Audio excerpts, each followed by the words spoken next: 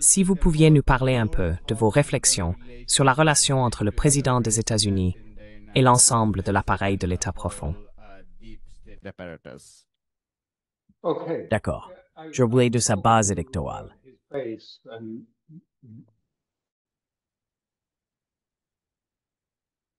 Bonjour, je vous en prie, continuez. D'accord. L'hégémonie financière prend de plus en plus d'importance. La position physique des États-Unis est littéralement au bord du gouffre et la situation de la dette devient vraiment très proche d'un problème. Et il y a contribué. Il existe une énorme sorte de bulle sur le marché, cette bulle technologique, cette bulle de l'IA, qui est largement surévaluée. Et il y a maintenant de forts signes indiquant qu'elle pourrait être proche d'une forme de déflation. C'est donc aussi une préoccupation parmi tous ces facteurs distincts que vous avez mentionnés. Je pense qu'il a un peu plus de marge de manœuvre car, comme je l'ai dit plus tôt, l'État profond est quelque peu divisé sur ce sujet.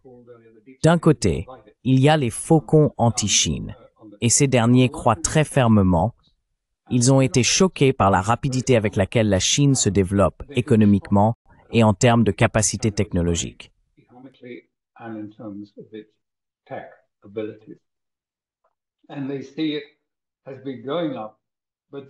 Et ils voient que cela n'a cessé d'augmenter. Mais ils pensent aussi que cela va bientôt devenir exponentiel. Décollage. Et à ce moment-là, il n'y aura pas grand-chose que l'Amérique pourra faire.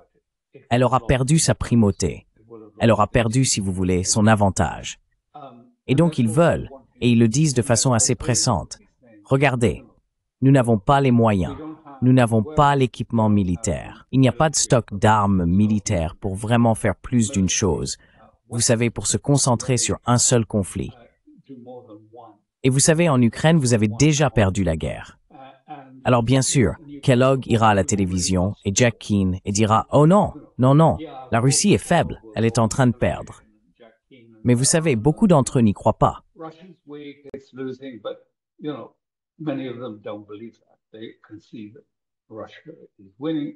Ils voient que la Russie est en train de gagner et qu'ils ont perdu la guerre. Alors ils disent « Allez, vous savez, il faut qu'on se retire d'Ukraine. Trouvez une solution, sortez de là. » Maintenant, je ne sais pas si c'est le facteur, je veux dire, je ne sais tout simplement pas, parce que je ne sais pas ce que Trump entend, ni de qui cela vient, mais il ne fait aucun doute qu'il y a des gens là-bas qui lui disent très probablement cela.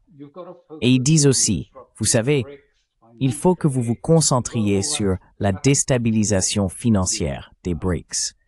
Vous avez tout cela. C'est important à faire, d'essayer de détruire cela, parce que la structure financière, je veux dire, nous sommes dans un monde étrange où les droits de douane de choc et d'effroi ont eu un effet boomerang. Cela n'a pas fonctionné. Ça ne marche pas pour lui.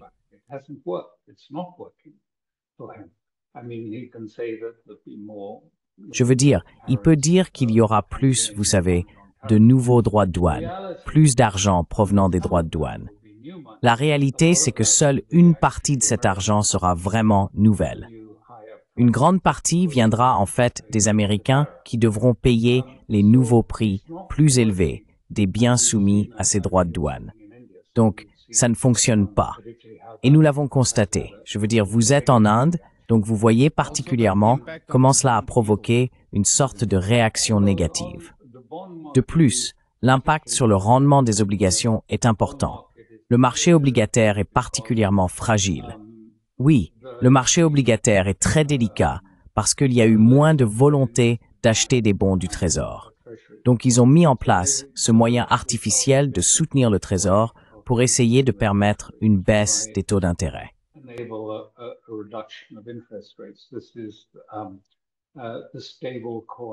Il s'agit des stablecoins, des meme coins, de l'Ether, voire du BRICS coin, toutes ces choses-là. Le stablecoin en particulier a été, vous savez, meilleur que les autres. Les gens en sont très enthousiastes parce que, voyez-vous, tous ces gens obtiennent une monnaie numérique qui leur donne de la liberté. Et en même temps, avec une monnaie numérique, ils devaient auparavant acheter des bons du Trésor. Les propriétaires de la monnaie conservent une sorte de garantie, un paquet de bons du Trésor américain ou d'actions.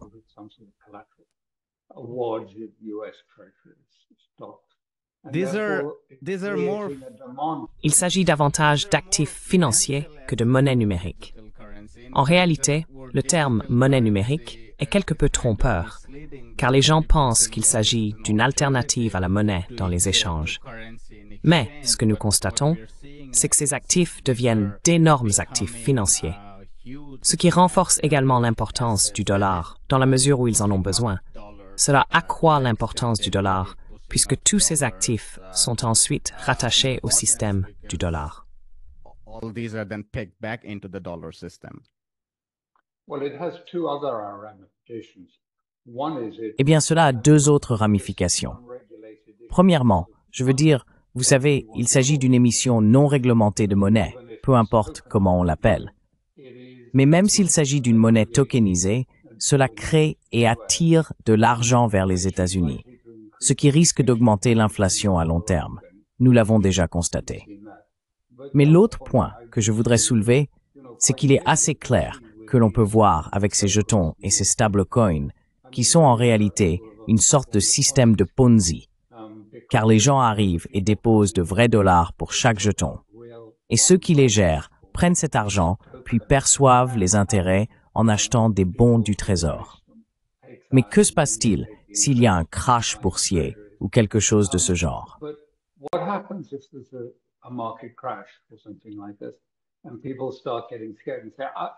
Et les gens commencent à avoir peur et disent « Est-ce qu'on peut récupérer nos dollars ?» C'est typique de ce qui se passe. Vous savez, un système de Ponzi. Soudain, tout le monde se demande « Mais est-ce qu'on est vraiment sûr que c'est sûr? Est-ce que c'est vraiment sûr? » Et tout à coup, il y a une énorme demande de rachat de ces jetons contre du cash. Ils doivent alors aller sur le marché de la dette, et commencer à vendre des obligations et des bons du Trésor. Ensuite, la liquidité disparaît et on se retrouve avec une grande crise financière sur les bras. Donc, c'est l'autre dimension. Ce n'est pas tout à fait la même dimension que celle dont nous avons parlé plus tôt, mais c'en est une très pressante et très urgente. Parce que pour Trump, la situation économique, je pense, est sa première priorité. Avant, vous savez, la politique étrangère wigate semi tetherslezi. Donc, c'est de la fragilité du système financier dont vous parliez.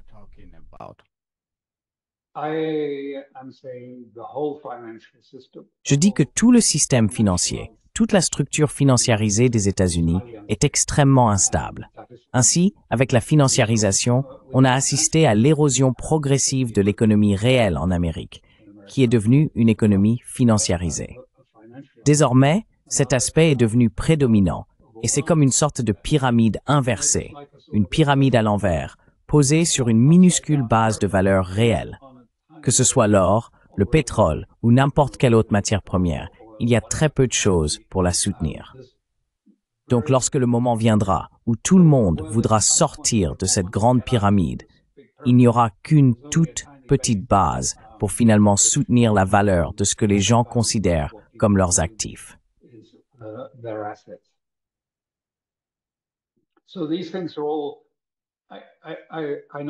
Donc, tout cela, je sais que j'y ai passé un peu de temps, mais ce sont des aspects qui ont tendance à être ignorés lorsque, vous savez, les stratèges examinent la situation et se disent « Oh, eh bien, maintenant Trump a changé d'avis, mais l'a-t-il vraiment fait ?» Peut-être que tout cela n'est qu'un piège qu'il tend à la Russie. En réalité, c'est bien plus complexe. Je vois ces analyses qui affirment « Oh, il essaye habilement de piéger Poutine et d'autres. » Mais, vous savez, Trump peut changer d'avis demain et faire tout autre chose. Bien sûr, il est imprévisible. Mais ce que je veux dire, c'est que selon moi, une chose vraiment importante pour lui, c'est comment puis-je me libérer de certaines de ces pressions qui pèsent sur moi? Parce que ça le rend fou. Il est vraiment, vraiment frustré par toutes ces pressions.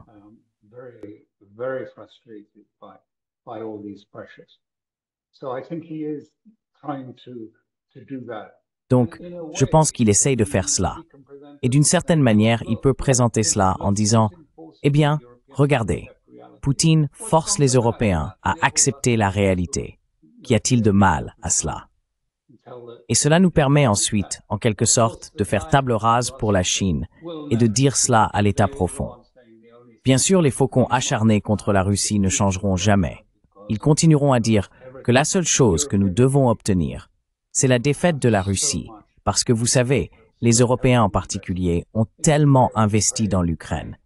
L'Ukraine, que pour eux, voir une défaite comme ils l'exprimeraient de l'Ukraine est tout simplement intolérable, car cela ferait s'effondrer tout le projet. La maison s'écroulerait avec. Cela ferait tout simplement tomber la maison. Ils ne peuvent tout simplement pas envisager cela.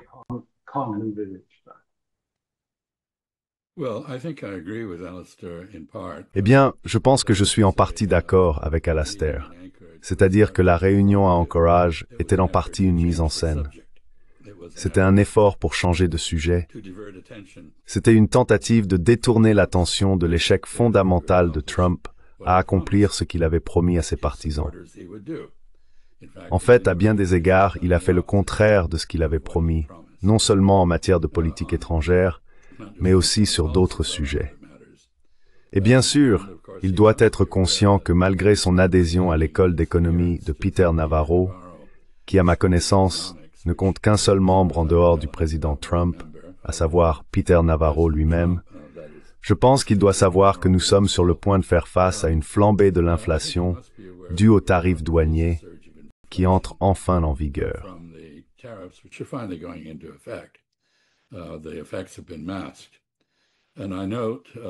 Les effets ont été masqués.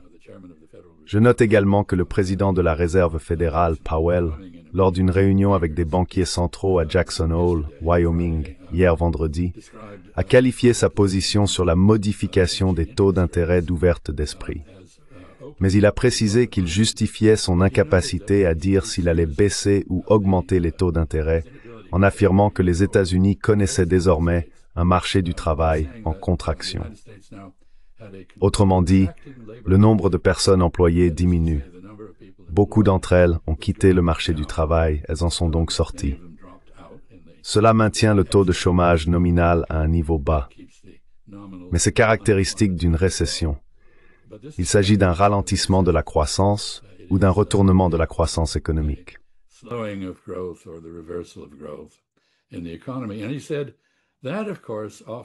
Et il a dit que bien sûr cela compense l'inflation. Donc d'un côté nous avons l'inflation, de l'autre nous avons une croissance économique en déclin. C'est la définition même de la stagflation, ce qui n'est pas une bonne chose. Ce n'est pas une bonne chose. Donc je pense que le président Trump fait face à de multiples difficultés.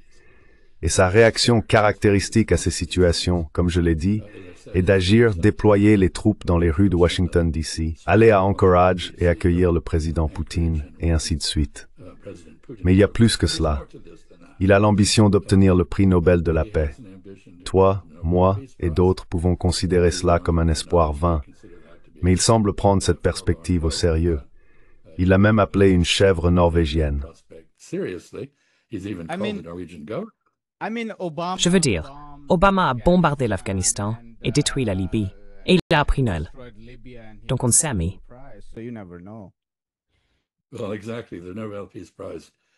Eh bien, exactement. Le prix Nobel de la paix a été grandement dévalorisé lorsqu'il a été attribué au président Obama, qui était, je pense, un homme très respectable. Mais il l'a essentiellement reçu parce qu'il était métis et pas pour autre chose. Aux yeux des Norvégiens, il semblait incarner un véritable tournant dans la politique américaine. Peut-être que c'était le cas.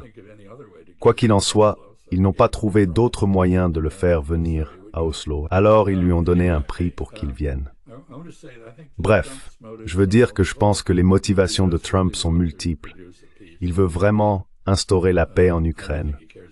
Je ne pense pas qu'il se soucie beaucoup des Ukrainiens. Et jusqu'à ce qu'il se rende à Anchorage, je ne pense pas qu'il ait eu la moindre idée des enjeux en Europe. Il y est allé et il a fait quelque chose de très important.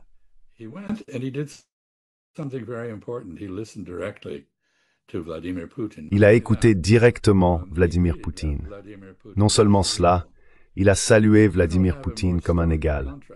Je veux dire, on ne pourrait pas avoir de contraste plus frappant que celui entre sa façon de saluer Poutine à Anchorage et son imitation du directeur d'école face à une bande d'élèves récalcitrants, les 7 nains européens, venus dans le bureau ovale pour se faire réprimander et embobiner par le grand maître, le président Trump.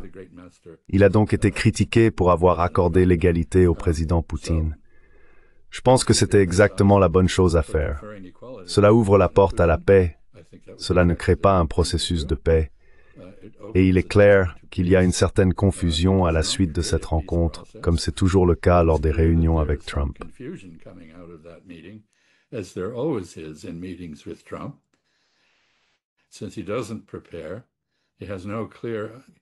Puisqu'il ne se prépare pas, il n'a pas d'objectif clair et fixe. Ce qui s'est passé fait toujours l'objet de débats. Il a réussi à convaincre Vladimir Poutine d'accepter de rencontrer le président Volodymyr Zelensky, ce que le président Poutine avait auparavant refusé de faire. Cependant, bien sûr, le président Poutine n'acceptera pas une telle rencontre, à moins qu'un ordre du jour n'ait été établi grâce à un travail minutieux au niveau inférieur. Les sommets servent généralement à ratifier des décisions qui ont été élaborées à des niveaux inférieurs sous la direction des dirigeants. Ils ne sont pas faits, vous savez, pour négocier à partir de zéro. Et pourtant, c'est exactement ce que le président Trump a fait à Anchorage. Donc, nous sortons de là. Il semble également qu'il ait mal compris la référence russe aux garanties de sécurité.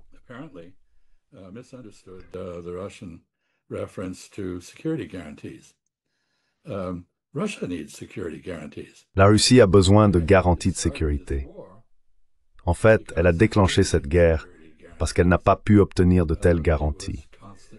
Elle était constamment menacée par l'élargissement de la présence de l'OTAN en Ukraine et la possible adhésion de l'Ukraine à l'OTAN.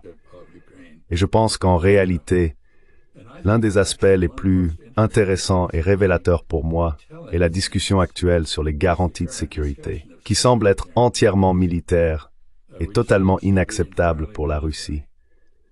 C'est-à-dire que les Européens affirment qu'ils mettront des troupes au sol en Ukraine. Et le président Trump laisse entendre qu'il pourrait autoriser une approche de zone d'exclusion aérienne en Ukraine, en la patrouillant depuis les airs avec des avions américains. Aucune de ces options n'a la moindre chance d'être acceptée par les Russes.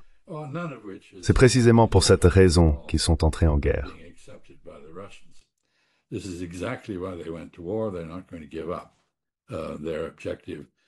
Ils n'abandonneront pas leur objectif d'éliminer la menace qu'ils perçoivent de l'Ukraine. Ce qui m'intéresse particulièrement, c'est que les garanties de sécurité n'ont pas besoin d'être directement militaires. Regardez l'exemple du traité d'État autrichien de 1955. Dans ce traité, l'Autriche, qui avait été occupée par l'Union soviétique, les États-Unis, la Grande-Bretagne et la France, a obtenu le statut d'État indépendant et neutre. Le traité lui-même ne fait pas référence à la neutralité, mais ceux qui ont garanti l'indépendance et la neutralité de l'Autriche savaient exactement ce qu'ils faisaient. Ce traité garantissait les droits des minorités en Autriche, de sorte que les Slovènes, les Hongrois, les Italiens et d'autres qui souhaitaient une autonomie culturelle et linguistique, similaire à celle du Québec au Canada, en ont obtenu la garantie.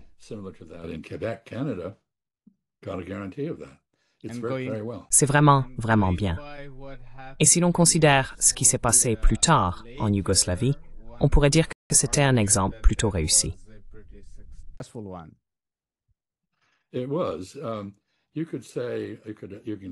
On pourrait citer d'autres exemples. La Suisse, en 1820, les puissances européennes se sont mises d'accord sur l'indépendance et la neutralité de la Suisse, et cela a très bien fonctionné. La Suisse semble aujourd'hui s'aligner un peu sur l'OTAN, mais malgré tout, cela a duré. Je pense qu'aux années 1880, la neutralité et l'indépendance de la Belgique ont été reconnues par les puissances concernées en tant qu'État tampon. Il existe donc des exemples de garanties soutenues par la possibilité de recourir à la force, mais sans déploiement militaire. Il n'y a pas de troupes étrangères en Autriche, il n'y a pas de troupes étrangères en Suisse, il n'y avait pas de troupes étrangères en Belgique.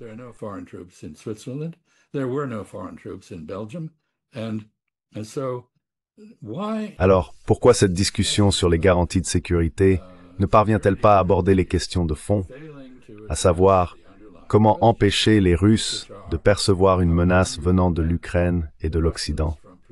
Comment empêcher l'Occident de percevoir une menace venant de la Russie? Les deux camps ont évidemment des peurs exagérées. Les Russes ont montré qu'ils étaient prêts à faire la guerre à cause de ces peurs. Les Européens n'ont pas montré qu'ils étaient prêts à faire la guerre, mais qu'ils étaient prêts à se battre jusqu'au dernier Ukrainien dans leur propre intérêt pour affaiblir et isoler la Russie. Cela n'a pas fonctionné. Nous en sommes presque au dernier Ukrainien. Au moment où nous parlons, le front s'effondre.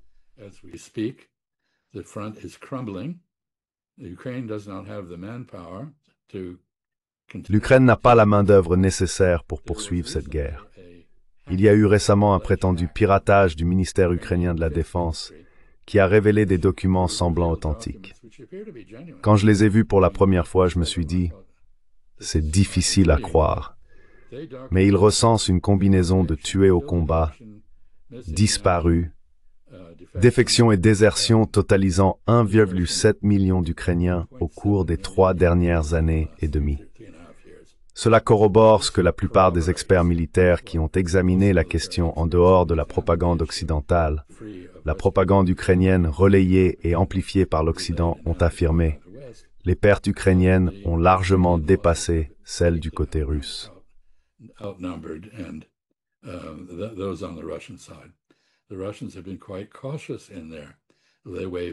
Les Russes ont été assez prudents dans leur avancée. C'est pourquoi il ne s'agit pas d'une blitzkrieg. C'est lent. Des expressions comme agression non provoquée, invasion à grande échelle, etc. relèvent de la propagande. Il semble donc que nous commencions à percevoir certains des véritables contours de ce conflit, et ils sont très très laids. Quiconque se soucie de l'Ukraine devrait vouloir soutenir les 69% d'Ukrainiens qui souhaitent désormais une fin négociée à la guerre. La majorité, une large majorité, ne veut pas poursuivre cette guerre. Nous pouvons avoir une fausse impression d'eux parce que leur performance sur le champ de bataille a été héroïque.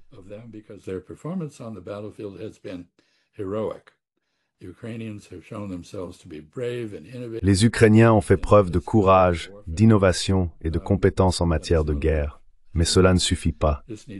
Il faut que cela prenne fin. Je pense que le président Trump, à son crédit, en est conscient et y voit une opportunité. Son problème, c'est qu'il est entouré de personnes incompétentes qui amplifient sa propre incompétence, au lieu de la corriger, qui lui disent ce qu'il veut entendre. Et quand on lui dit quelque chose qu'il ne veut pas entendre, il les renvoie ou les ignore. On voit que le chef de l'agence du renseignement de la défense vient d'être limogé pour avoir rapporté que l'attaque contre l'Iran n'a pas anéanti le programme nucléaire iranien. Ce n'est pas une façon de diriger un gouvernement, à mon avis.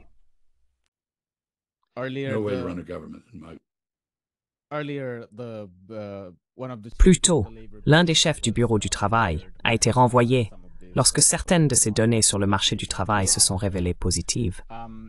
Et puis, on pourrait aussi dire, en gros, que Tulsi Gabbard, lorsqu'elle a donné une réponse politiquement incorrecte, a été traitée de la même manière.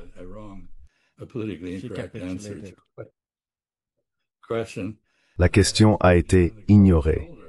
Et maintenant, vous la voyez faire toutes sortes de choses extravagantes pour se réconcilier avec le grand homme de la Maison-Blanche.